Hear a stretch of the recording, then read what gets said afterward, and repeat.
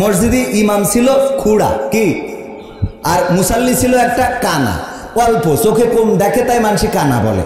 তো দুইজনে ক্রিকেট খেলা দেখছিল, বলছে এবার ইন্ডিয়ার ভারত যে খেলা হচ্ছে, ইন্ডিয়ার ভারত তো এক দেশ, তাহলে ইন্ডিয়ার পাকিস্তান বা এই যে বিশ্বকাপ খেলা আছে এর মধ্যে ইন্ডিয়া সবচেয়ে ভালো খেলছে, ইমাম সাহেব বলতেছে, আর ওই দল বলতেছে না সবচেয়ে ভালো খেলছে ওয়েস্ট ইন্ডিজ।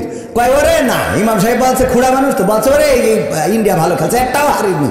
আর ওই মুসাল্লি কানা ও বলছে তুমি করলি হবে না, ও তোমার খেলছে ভালো ওয়েস্ট ইন্ডিজ। দুইজনে তর্ক, হঠাৎ করে আজান হয়ে গেছে মাগরিবের, বলছে বাদ দাও চলো নামাজ পড়িয়ে আসি।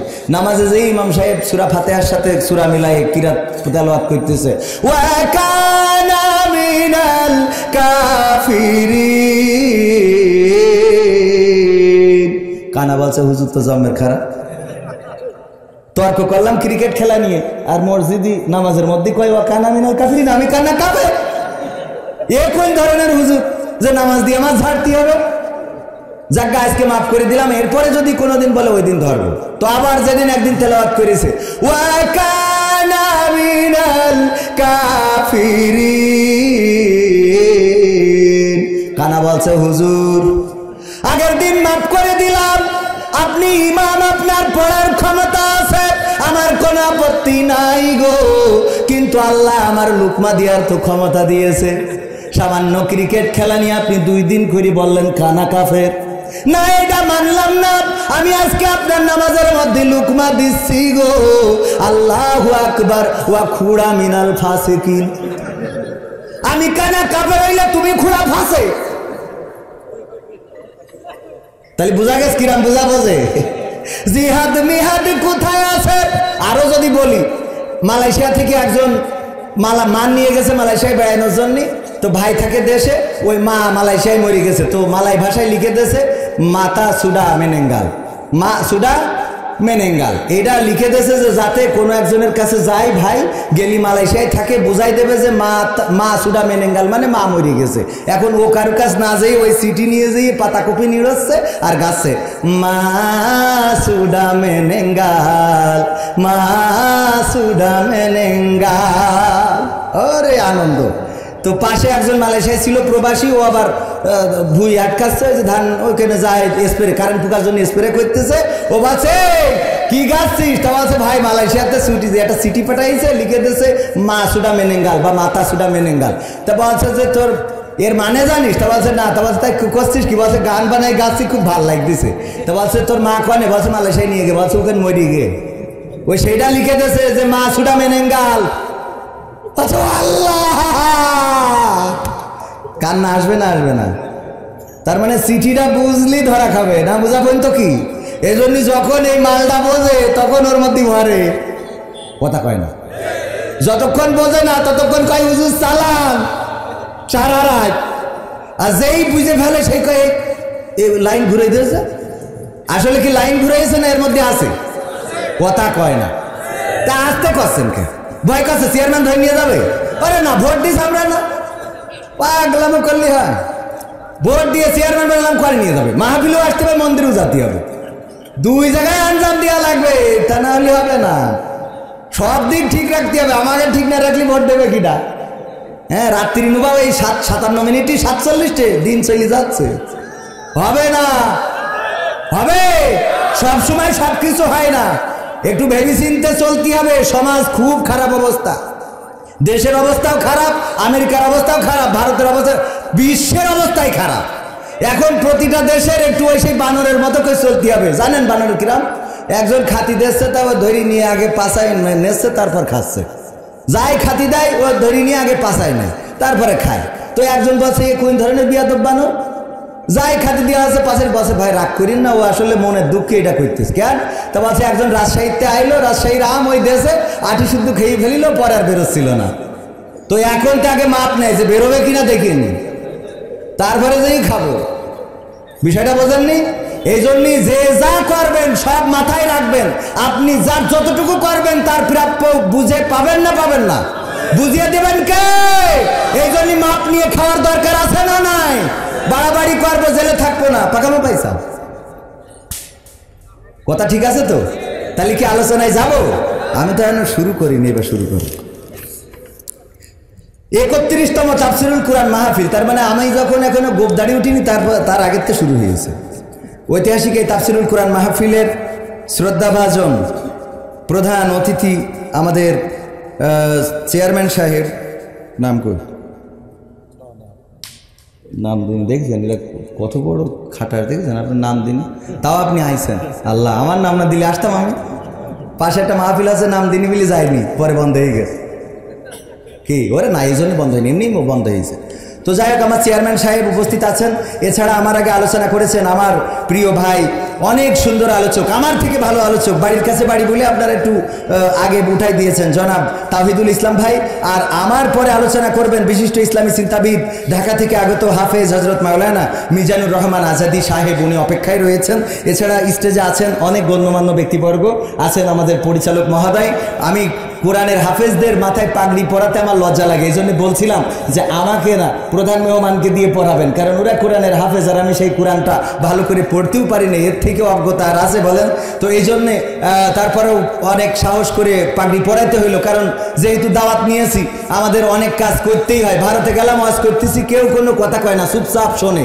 আমি আমাদের আব্দুল সালাম যুক্তিবাদী ভাই বললাম যে ভাই, সামনে ওয়াজ করতেছি, কোনো শ্রোতা কোনো কথা কয় না, কোনো সাউন্ড নেই, আমিনও বলে না, সুবহানাল্লাহ বলে না। বসে ভাই, ভারতের শ্রোতাদের একটা দায়িত্ব হইলো কি, যে টাকা দিয়ে হুজুর আনিছি, তা আমরা বলবো কেন? এই জন্য ওরা বলে না, যা বলার নিজে বলে নিতে হয়।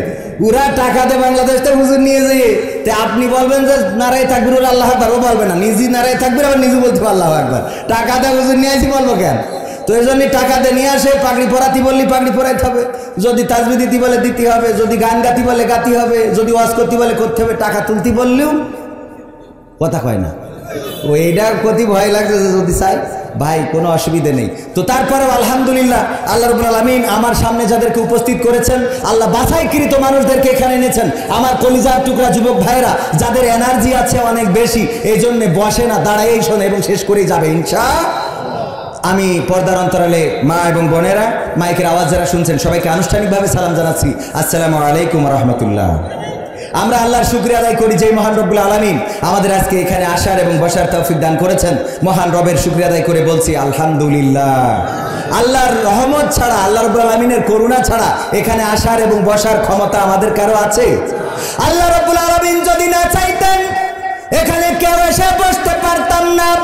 আল্লাহ যাদেরকে বাছাই করেছেন সেই মানুষগুলো এখানে আসতে পেরেছেন, যাদেরকে বাছাই করেন না তারা এখানে আসতে পারেন না। আল্লাহর রহমতটা কেমন দরকার। আজকেও একটা ঘটনা পড়ছিলাম, টাইটানিকে চড়ার জন্য 1912 সালে একজন দিনমজুর অনেক করে কষ্ট করে টাকা জমিয়েছেন, তারপরে টিকিট কিনেছেন, টাইটানিকে করে ভ্রমণ করবেন। হঠাৎ করে উনার ছেলেকে কুত্তায় কামড়িয়েছে এবং জলাতঙ্ক রোগ হয়েছে। এই কারণে ডাক্তার বলেছে আপনি এই ছেলেকে নিয়ে আপনার ঘরে বন্দি থাকতে হবে, আপনি কোথাও যেতে পারবেন না, কারণ অভিভাবক তো নাই। এই জন্য সেই ব্যক্তিটি টাইটানিকে চড়তে পারে নাই, টাইটানিকে চড়ে নাই। বারবার ছেলেকে বকাঝকা করতো, যদি তোমাকে কুত্তায় কামড় না দিত তাহলে আমি তো টাইটানিকে চড়তে পারতাম। আহারে, আমার সৌভাগ্যটা হলো না। আমি প্রথম দিনেই টাইটানিকের একজন সঙ্গী হতে চেয়েছিলাম, একজন যাত্রী হতে চেয়েছিলাম, কিন্তু যখন এই টাইটানিক বিধ্বস্ত হয়ে গেল, ধ্বংস হয়ে গেল, শত শত মানুষ মারা গেল, তখন ওই লোকটা আল্লাহর কাছে নিজের শুকরিয়া জ্ঞাপন করলো, আহারে ওগো স্রষ্টা, তোমার রহমত যদি ছেলেটার জলাতঙ্ক রোগ না হতো তাইলে আজকেও আমি টাইটানিকের যাত্রী হয়ে মারা যেতে পারতাম। বোঝা গেছে আল্লাহর রহমতটা কেমন? কোনো না কোনো ভাবে আল্লাহ যদি চান আপনাকে সেভ করবেন, আর আল্লাহর রহমত যেদিন বঞ্চিত হয়ে যাবেন ওই দিন আর সেভ হবে না। হঠাৎ করে নারকেলের তলা দিয়ে যাচ্ছেন, নারকেল গাছের নিচ দিয়ে যাচ্ছেন, ডাব একটা পড়লো মাথার উপরে, মাথা ফেটে গেল, হাসপাতালে নিলেন সদরে, না এখানে হবে না, নিয়ে গেল ঢাকায়। সেখানে যাওয়ার পথে ফেরিতে উঠার পরেও নেটওয়ার্ক চলে যেতে পারে না। ওগো আমার ভাইরা, এই জন্য আল্লাহ যাদেরকে বাছাই করেছেন, যাদেরকে আল্লাহ রাব্বুল আলামিন কোরআনের জন্য কবুল করেছেন, তারা এখানে আসতে পেরেছেন। আমার যুবকেরা এসেছে, তরুণেরা এসেছে, কিশোরেরা এসেছে, মুরব্বীজনেরা এসেছে, জনপ্রতিনিধি এসেছে, আওয়ামী লীগের লোক এসেছে, বিএনপি বিএনপির লোক এসেছে, জামাত, হেফাজত, জাসদ, বাসদ, যে যে দল করেন না কেন, আল্লাহ যাদেরকে কোরআনের জন্য কবুল করেছে তারা এসেছে, আর যাদেরকে কোরআনের জন্য কবুল করে নাই তারা এই সামিয়ানার নিচেই থাকতে পারবে। ওগো আমার ভাইরা, এই জন্য আমরা যতটুকু সময় থাকব, আল্লাহ রাব্বুল আলামিন বলেছেন ওয়াইযা কুরিয়াল কুরআনু ফাসতামিউ লাহু ওয়া আনসিতু লাআল্লাকুম তুরহামুন।